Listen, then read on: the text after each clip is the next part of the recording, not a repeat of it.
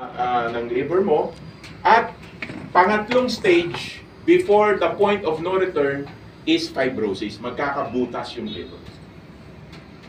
Pag nag-fibrosis, pinabayaan mo pa cirrhosis, nako, bili ka na ng St. Peter nito. 3 months ka na lang.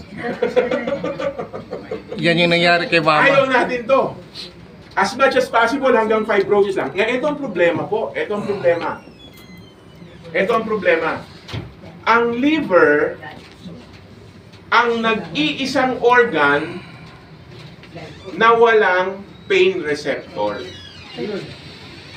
Ulitin ko yun ha. Ang liver, ang nag-iisang organ sa katawan na walang pain receptor. Ang puso, alam mo may problema ka kasi masakit. Parang tinutusok, merong biglang ipit. Pero yan wala. Ang ulo, ang brain, sasakit ang ulo mo. Pero ang liver, dahil wala siyang pain receptor, bulok na, kaya nalaman. Kaya po, madalas, nasa cirrhosis stage na bago nagpa-check up ang isang tao. Ayun. Kasi wala siyang pain na nararamdaman. Yun ang problema ng liver cancer o ng liver disease. Kaya dapat talaga ito inaalagaan. At mayroon tayong pag-uusapang simpleng paraan para alagaan ang liver. Yun. No? Kung mahilig sa kain-kain, dapat laging merong katapat para panlinis ng liver. Ito po ang statistics, sabi ng WHO sa Pilipinas, liver cancer. Deadliest cancer in the Philippines. Panglima ho ito sa cancer, pang-apat sa cancer death sa Philippines. Number 1, lung cancer. Number 2, breast cancer. Number 3, colon. Kaya yung presentation natin ng Keto Cleanse, colon cancer naman ang ating pinag-uusapan doon. Number 4 is liver cancer. At pag meron ka na nito, pag nasa Pilipinas ka, 0.95 ang mortality ratio. Ang ibig sabihin po niyan, sa 100 Pinoy na magkakaroon ng liver cancer, 95 ay may mataas na chance ang mamatay. Mahirap mag-survive pagka liver cancer ka na. 95 po percent, no? Yung mortality niya pwedeng ikamatay ng isang tao. At ang estimate sa Pilipinas, tumataas po ito, number 4 cancer ito. By 2030, 40 Filipinos every day will die because of liver cancer. No, WHO statistics po yan. So, kailangan ba natin maging aware dito? Of course. Saan ito nag-uumpisa? Sa too much. Too much. Hindi yung actually sugar, it's too much consumption of sugar. No, kaya dapat po maging aware tayo, magbawas po tayo yan. Hindi lang ho diabetes ang ayaw nating mangyari sa atin. Ayaw nating magkaroon ng liver problem, no? Ito, tingnan nyo yung nangyari dito, nagkaroon ng fatty liver. Ayun, no? Yung liver niya, balot na ng taba, ayun. No? So, makikita nyo dyan, ayun, ito, nabulok na nga. Ito, bagong taba. Ito, bulok na. Ito yung left lobe ng liver niya. Ayan, no? Yung left lobe, yan. O, inangat. Nasa ilalim, puro taba. Bulok na yung nandun sa kaliwa, yun nandito sa kanan. Ito, bagong fats. Oh, yan, bulok na, oh. Liver cirrhosis na yan. Oo, cancer na ito. Cancer na ito. Hindi pa naman, kasi ito okay pa, oh. Meron pang part. Ang maganda pa naman sa liver, kahit wala siyang pain receptor, nagre-regenerate siya pag naputol. Okay. Para siyang buntot ng butiki. Nagre-regenerate siya. Kaya talaga po dapat agapan. Ayan, oh. Ayan.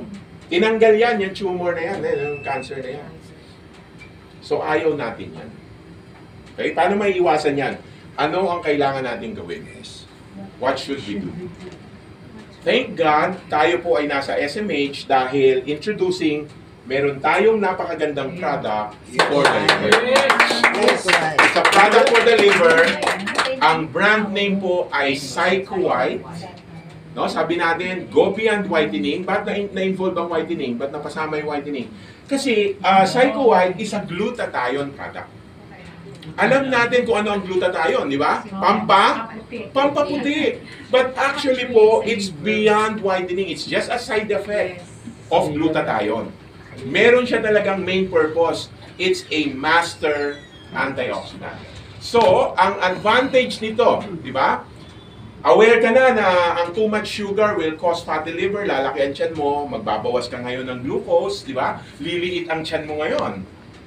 Dahil nagda-diet ka na, no? Kung aware ka na ang kinakain mo, it's more on fruits, more on Kaya vegetable, malapit yung tiyan, fatty no? liver Less on yan. carbohydrates.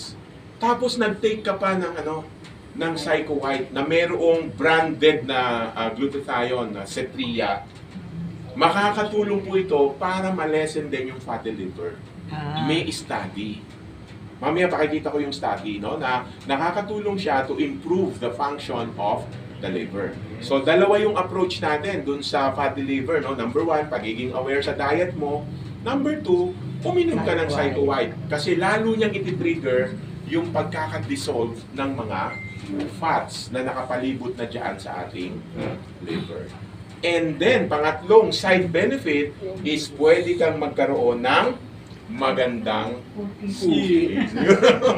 Diba? Bonus na lang yon, hindi yun ang goal natin.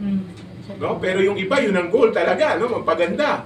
Ang goal natin maging healthy. Because if you're healthy, you will become good looking. Ayun yun.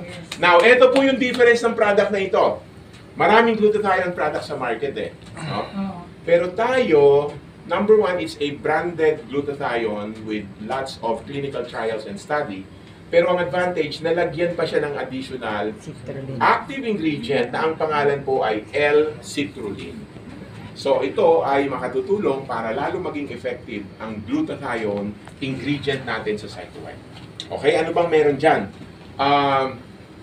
Ang goal po ng ating Cetria glutathione is to provide antioxidant protection. Yan ang una. Number 2, mapapalakas po nito ang ating immune system.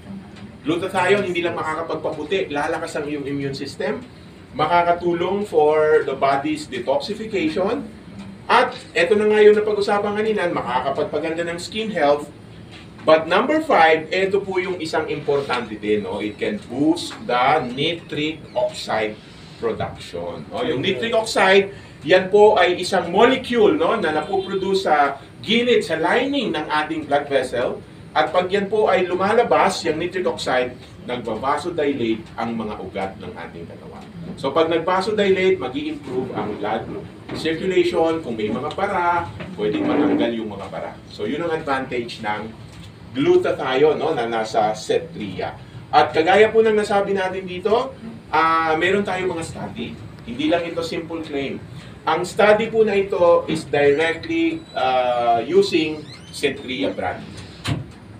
Kaya kung may kausap po tayo ng mga medical doctors, no, pag tinanong gaano ka-safe yung product, well, sabihin lang natin, dumaan po ito sa maraming mga clinical trials sa Japan. No? Maraming sa Japan pa siya pagsubok. ginawa. Ano naman ang trial na ito? It's about the effect of oral glutathione. Kasi sabi nung iba, yung sa amin mas maganda kasi spray. Paano natin may pakikita na yung oral glutathione ay mayroon ding similar effect noong spray. Kasi po tayo, bukod sa glutathione, may technology din silang ginamit.